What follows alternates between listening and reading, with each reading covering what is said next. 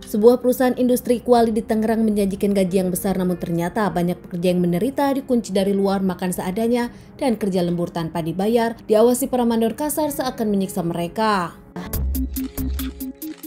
Seorang lelaki bernama Yuki Irawan, pemilik CV dari Cahaya Logam, tinggal di Lebakwangi, Tangerang. Dirinya pun menurut para tetangga dulu pernah tinggal di kontrakan. Kehidupan susah membuat dirinya bekerja keras hingga akhirnya sukses sampai titik ini. Banyak yang menyebutkan kalau Yuki pekerja keras membuat dirinya berubah. Yuki yang berusaha lewat daur ulang limbah, kemudian dirinya maju ke aluminium foil dan mempunyai bengkel kuali.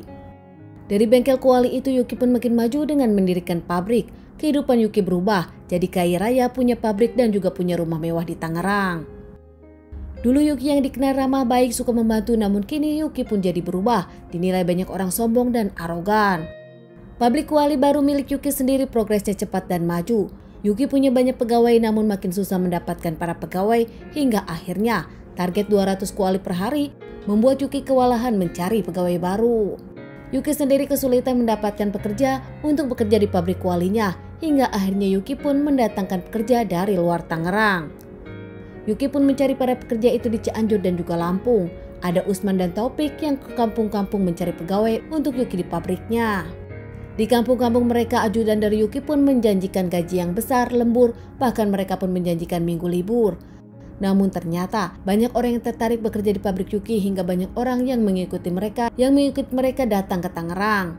Namun ternyata para pekerja dikumpulkan di suatu rumahan kecil. Namun ternyata sesampainya di Tangerang, para pekerja dikumpulkan di suatu ruangan kecil berukuran 6 x 8 meter. Di sana mereka bahkan tanpa alas tidur, semuanya berdesak-desakan di tempat kecil panas dan hanya ada kipas angin.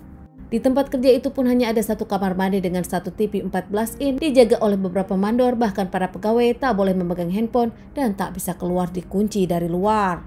Mereka pun bekerja dari jam 5 pagi hingga jam 8 malam, bahkan kadang jam 10 malam. Tak ada uang lembur yang dijanjikan, makan pun seadanya. Mereka ditarget kuali 200 per hari. Mereka mendapatkan tekanan dari mandor dan Yuki sebagai pemilik. Para pekerja mengaku mereka bahkan tak sempat mandi, tak boleh keluar, bahkan tak boleh Jumatan saat hari Jumat. Yuki menakut-nakuti para karyawan kalau kabur akan didor oleh para mandor. Bahkan beberapa oknum TNI pun menurut para pekerja selalu terlihat di sana.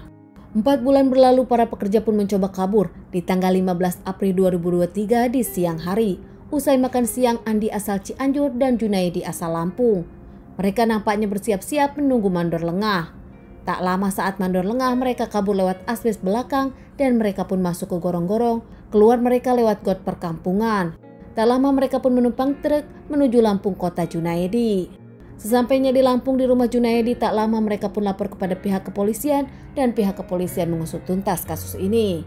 Polda dari Lampung sendiri bekerja sama dengan Polda Tangerang. Pabrik kuali milik Yuki pun tak lama digerebek pihak yang berwajib. Polisi bahkan sedih dan kaget melihat para pekerja dekil, kurus, bahkan berpenyakit kulit. Mereka rata-rata sudah bekerja di pabrik tersebut 4-6 bulan. Di sana jugalah Yuki dan para mandor diamankan. Ternyata menurut para tetangga, Yuki tak hanya kasar kepada para pegawainya, melainkan beberapa istrinya menyebutkan memang Yuki kasar. Istri pertama dari Yuki pun sempat mengingatkan Yuki untuk baik pada para pegawai, namun Yuki tak mendengar. Beberapa istri lainnya bahkan membantu para pegawai di belakang Yuki, kadang memberikan cemilan tanpa Yuki tahu. Yuki di mata tetangga arogan, di lingkungannya Yuki pun bermasalah terkait mobil yang suka ngebut dan tak mau mengalah saat ada mobil di depannya. Permasalahan ini pun jadi viral. Dari kejadian ini, para buruh seluruh Jawa Barat nampak demo dan langsung datang ke pabrik Yuki.